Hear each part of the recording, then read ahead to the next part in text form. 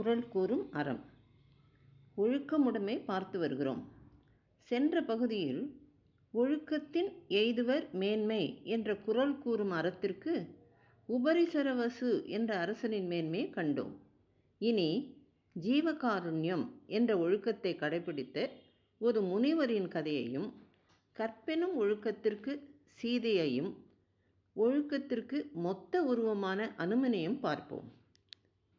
தேள் ஒன்று கங்கை கரையில் நீரில் மிதந்து வருகிறது.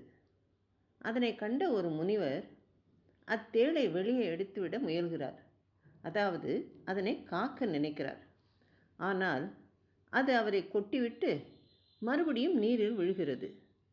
பலமுறை இப்படி நிகழ்வதை கண்டவர்கள், அது கொட்டுவது வலிக்கவில்லையா, ஏன் அதை எடுக்க வேண்டும் என்று வினவ, அதற்கு அம்முனிவர், உயிர் போகும் தருவாயிலும் அது தன் சுபாவத்தை விடவில்லை.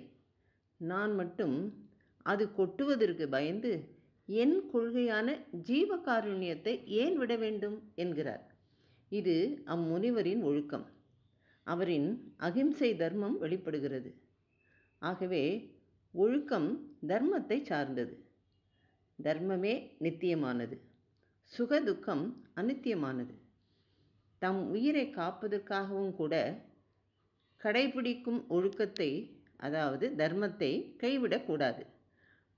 ஆழமுள்ள கிணற்றின் விளிம்பில் நிற்பவன் அதனுள் விழுந்து விடாமல் ஜாக்கிரதையாக இருப்பது போல, நல்லொழுக்கத்தை விடாமல் காக்க விழிப்புடன் இருத்தலும் அவசியமாகிறது.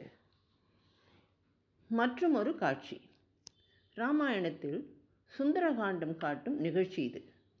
அனுமன் வாலில் நெருப்பு வைக்கப்படுகிறது. இதை அறிந்த சீதை மனம் வருந்தி அக்னி பகவானை வேண்டுகிறாள். அக்னி பகவானே, நீ உலகில் நிகழ்பவைகளுக்கெல்லாம் சாட்சியாக இருப்பவனாயிற்றே. எல்லா உயிர்களிடத்தும் கருணையை காட்டும் ஸ்ரீராமனுக்கு உற்ற துணைவனாகிய அனுமனை சுடாது குளிர்விப்பாயாக. கற்பெனும் தவ ஒழுக்கத்தை நான் கடைப்பிடிப்பது சத்தியமானால் அனுமனுக்கு குளுமையாக இரும் என்று வேண்ட, அக்னியின் இயற்கை குணமான சுடுதல் என்பது மாறி குளுமையானதால் இது சீதை காட்டும் கற்பென்னும் ஒழுக்கம். இப்போது பரிந்தோம்பி காக்கும் ஒழுக்கம் என்பதற்கு நம் கண்முன் நிற்பது ஹனுமன். இராமாயணத்தின் நாயகன் ராமன் என்றாலும் சுந்தரகாண்டத்தின் நாயகன் அனுமனே. அசாத்தியமான சமுத்திரத்தை தாண்டி வழியில் ஏற்பட்ட பல தடைகளை தன் பண்பினால் சமயோசிதமாக தகர்த்து எறிந்து சத்ருவின் கோட்டைக்குள் நுழைந்து சீதையை தேடிய தைரியவான். அந்தபுரத்தில் உறங்கும் பெண்களின் அலங்கோல நிலையை கண்டபோதும் மனோவிகாரம் அடையாத ஒழுக்கசீலன். மண்டோதரியை சீதையென எண்ணி சில கண நேரம் மகிழ்ந்தாலும் உடனேயே அவள் சீதை அல்ல என்பதை சத்துவகுணம் நிரம்பிய அவனின் உள்மனம் கூற, மீண்டும் சீதையை விடாமுயற்சியுடன் தேடி அசோகவனத்தில் கண்டு எப்படி பேசுவது என்று யோசித்து பின் ராமனின் புகழ்பாடி சீதையை தேற்றுகிறான்.